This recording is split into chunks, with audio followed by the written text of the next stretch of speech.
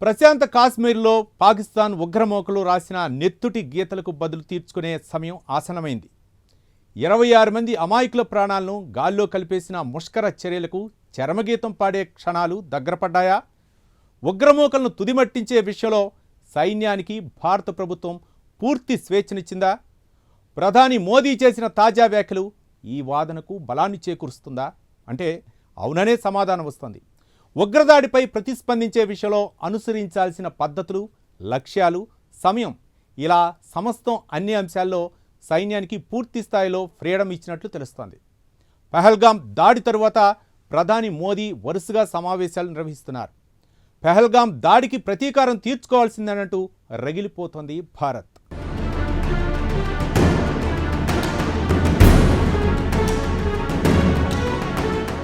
పహల్గామ్ ఉగ్రదాడిని నేపథ్యంలో ఉగ్రవాదాన్ని ప్రోత్సహిస్తున్న పాకిస్తాన్తో పాటు ఉగ్రవాదాన్ని ఉక్కుపాదంతో అణిచివేసేందుకు భారత ప్రభుత్వం చర్యలు చేపడుతోంది. దీంతో రోజురోజుకు ఉద్రిక్తతలు పెరుగుతున్నాయి. మరోవైపు పహల్గామ్ దాడులపై రోజుకో వీడియో వెలుగులోకి వస్తోంది. ఈ నేపథ్యంలో ప్రధాని మోదీ నివాసంలో జరిగిన అత్యవసర సమావేశంలో భారత త్రివిధ దళాలకు ఉగ్రవాద నిర్మూలన కోసం పూర్తి స్వేచ్ఛ ఇచ్చారు. ఉగ్రవాదంపై ఉక్కుపాదం మోపేందుకు భారత్ అన్ని చర్యలు చేపడుతోంది. కాశ్మీర్ మొత్తాన్ని ఆర్మీ జల్లెడ పడుతోంది. ప్రధాని మోదీ భారత సైన్యంపై పూర్తి నమ్మకం ఉందని, పహల్గామ్ దాడికి ధీటైన సమాధానం ఇవ్వడానికి సైన్యానికి స్థలం, సమయం ఎంచుకునే ఫ్రీడమ్ ఉందని ప్రకటించారు. ఈ నిర్ణయం ఉగ్రవాదానికి వ్యతిరేకంగా భారత్ యొక్క దృఢమైన వైఖరిని, జాతీయ భద్రత పట్ల నిబద్ధతను స్పష్టం చేస్తుంది.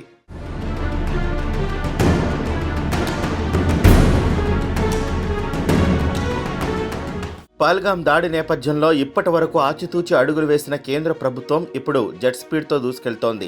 దాయాది దేశాన్ని అన్ని రకాలుగా దిగ్బంధనం చేసే ప్రయత్నాలను ముమ్మరం చేసిన భారత్ ఇప్పుడు ఆ దేశంపై నేరుగా దాడి చేసేందుకు రెడీ అయ్యింది. పాక్తో ఉద్రిక్తతల వేళ ప్రధాని మోదీ నేతృత్వంలో జరిగిన ఈ కీలక సమావేశంలో రక్షణ మంత్రి రాజ్నాథ్ సింగ్, జాతీయ భద్రతా సలహాదారు Ajit Doval, chief of defence staff general Anil Chauhan పాల్గొన్నారు. గత వారం భారత ప్రభుత్వం తీసుకున్న నిర్ణయాల అమలు, సరిహద్దుల్లో భద్రతా బలగాల మోహరింపు, కాశ్మీర్ లోయలో భద్రతా పరిస్థితులపై విస్తృతంగా చర్చించారు. పహల్గామ్ దాడి వెనుక ఉగ్రవాద సంస్థల పాత్ర, పాకిస్తాన్ మద్దతుతో జరుగుతున్న కవ్వింపు చర్యలపై కూడా సమీక్ష జరిగినట్లు సమాచారం. ఈ చర్చలు భారత్ యొక్క రక్షణ వ్యూహాన్ని మరింత బలోపేతం చేయడంపై దృష్టి సారించాయి.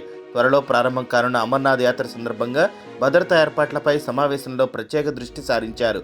పాకిస్తాన్ నుంచి సరిహద్దు వెంట కవ్వింపు చర్యలు లేదా ఉగ్రవాద దాడులు జరిగితే వాటిని తిప్పికొట్టేందుకు సైన్యానికి స్పష్టమైన మార్గదర్శకాలు ఇచ్చారు.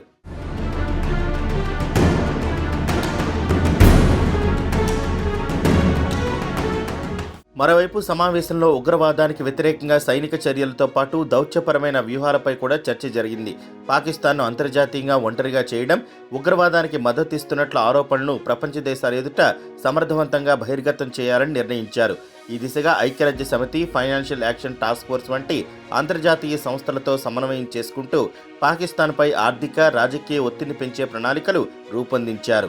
ఇప్పటికే సింధు జలాల ఒప్పందం నిలిపివేత, గగనతలం, ఓడరేవులపై ఆంక్షలు విధించింది భారత ప్రభుత్వం.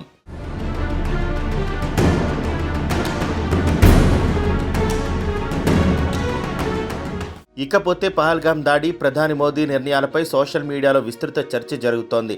భారత నెటిజన్లు ఉగ్రవాదానికి వ్యతిరేకంగా సైన్యానికి పూర్తి స్వేచ్ఛ ఇవ్వడాన్ని స్వాగతిస్తూ జాతీయ భద్రత పట్ల ప్రభుత్వం చూపిస్తున్న దృఢతను అభినందిస్తున్నారు. కొందరు నెటిజన్లు పహల్గామ్ దాడిని ఖండిస్తూ కాశ్మీర్లో శాంతిని పునరుద్ధరించేందుకు సైన్యం, ప్రభుత్వం సమన్వయంతో పనిచేయాలని సూచిస్తున్నారు. ఈ ఘటన దేశవ్యాప్తంగా జాతీయ సమైక్యతను మరింత బలోపేతం చేస్తోంది. పాకిస్తాన్ గడ్డపై పనిచేస్తున్న ఉగ్రవాద సంస్థలు భారతదేశంలో శాంతి, స్థిరత్వాన్ని దెబ్బతీసేందుకు ప్రయత్నిస్తున్నాయని పహల్గామ్ దాడి మరోసారి రుజువు చేసింది. ఈ సంఘటన తర్వాత యావత్ దేశం ఆగ్రహం పెళ్లిబిగుతోంది. పాకిస్తాన్పై కఠిన చర్యలు తీసుకోవాలని ప్రతి ఒక్కరూ డిమాండ్ చేస్తున్నారు. ఈ సంఘటనకు నిరసనగా జమ్మూ కాశ్మీర్ ప్రజలు కూడా వీధుల్లోకి వచ్చి ఉగ్రవాదులపై కఠిన చర్యలు తీసుకోవాలని కోరుతున్నారు. ప్రతిపక్షాలు సైతం మోదీ ప్రభుత్వానికి అండగా నిలుస్తున్నాయి.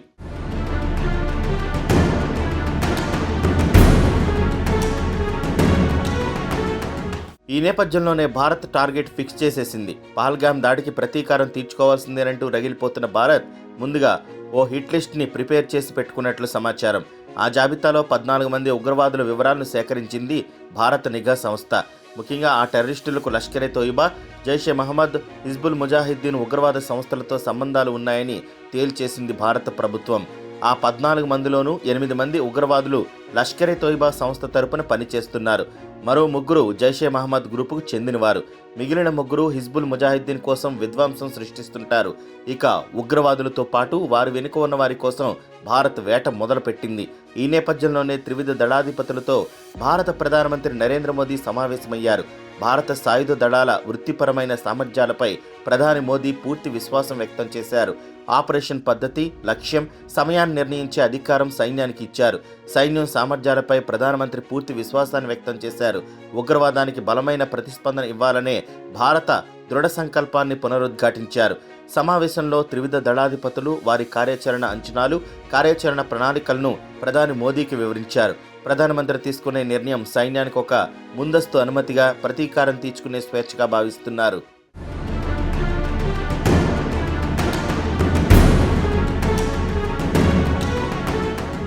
ఇదిలా ఉంటే ఏప్రిల్ 22న జమ్మూ కాశ్మీర్లోని పహల్గామ్లో జరిగిన భయంకరమైన ఉగ్రదాడి తర్వాత దేశవ్యాప్తంగా ఆగ్రహం పెల్లుబిక్కింది.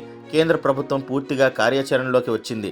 భారతదేశ ఆత్మపై దాడి చేసేవారు నాశనమవుతారని ప్రధాని మోదీ అన్నారు. దీని తర్వాత దేశం మొత్తం ఉగ్రవాదులు, వారి వెనుక ఉన్న వారిపై కఠినమైన చర్య కోసం ఎదురుచూస్తోంది. ఈ ఉగ్రవాద దాడి ఏప్రిల్ 22న కాశ్మీర్లోని ప్రసిద్ధ పర్యాటక కేంద్రమైన పహల్గామ్లో గుర్తు తెలియని ఉగ్రవాదులు కాల్పులు జరిపారు. 26 మంది అమాయక పౌరులను, ఎక్కువగా పర్యాటకులను దారుణంగా చంపారు. ఈ దాడి ఇటీవలి సంవత్సరాల్లో పౌరులపై జరిగిన అత్యంత క్రూరమైన దాడిగా పరిగణిస్తున్నారు. ఈ సంఘటనలో పాల్గొన్న ఉగ్రవాదులు నరమేధం సృష్టించిన అడవి వైపు పారిపోయారు. ఈ సంఘటన తర్వాత దేశం మొత్తం ప్రభుత్వం తదుపరి చర్యపై దృష్టి సారించింది.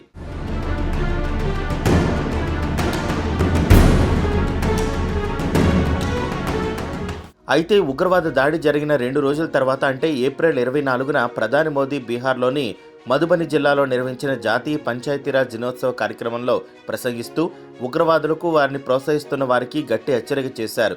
ఈ దాడి చేసిన ఉగ్రవాదులు, ఈ దాడికి కుట్ర పన్నిన వారికి ఊహించలేని విధంగా పెద్ద శిక్ష పడుతుందని ప్రధాని అన్నారు.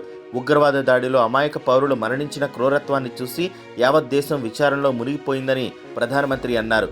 దేశస్థులు అసంతృప్తిగా ఉన్నారు. ఈ దుఃఖ సమయంలో దేశం మొత్తం బాధితుడి కుటుంబానికి అండగా నిలుస్తుంది. ఉగ్రవాద దాడిలో ఒకరు తన కొడుకును కోల్పోయారు, మరొకరు తన సోదరుని కోల్పోయారు, మరొకరు తన జీవిత భాగస్వామిని కోల్పోయారు. కాశ్మీర్ నుండి కన్యాకుమారి వరకు మరణం పట్ల మన దుఃఖం ఒకటే, మా కోపం కూడా ఒకటే. దేశ శత్రువులు భారతదేశ ఆత్మపై దాడి చేయడానికి ధైర్యం చేశారు.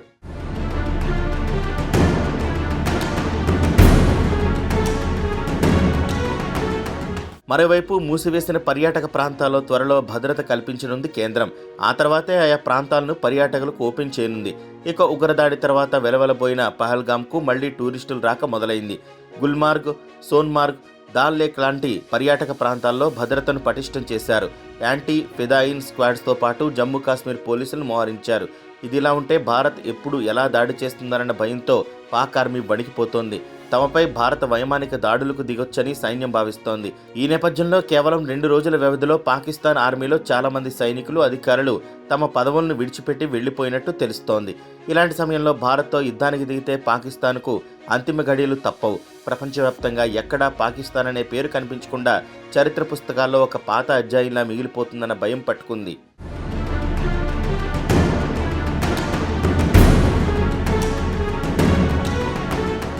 పెహల్గాంలో జరిగిన ఉగ్రదాడి నేపథ్యంలో భారత్, పాకిస్తాన్ల మధ్య ఉద్రిక్త వాతావరణం నెలకొంది. పాక్పై ప్రతీకారానికి వేళైంది.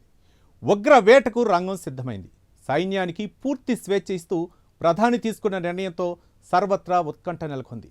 ముష్కర మోకపై వారికి అన్ని విధాలా వెన్నుదన్నుగా నిలుస్తున్న దాయాదిపై ప్రతీకార చర్యలు ఎలా ఉంటాయన్నది ఆసక్తికరంగా మారింది. భారత్ ప్రతి చర్య దాయాది ఊహించని విధంగా ఉంటుందని రక్షణ నిపుణులు అంటున్నారు. కావున ఏం జరుగుతుందన్నది వేచి చూడాల్సిందని చెప్తున్నారు.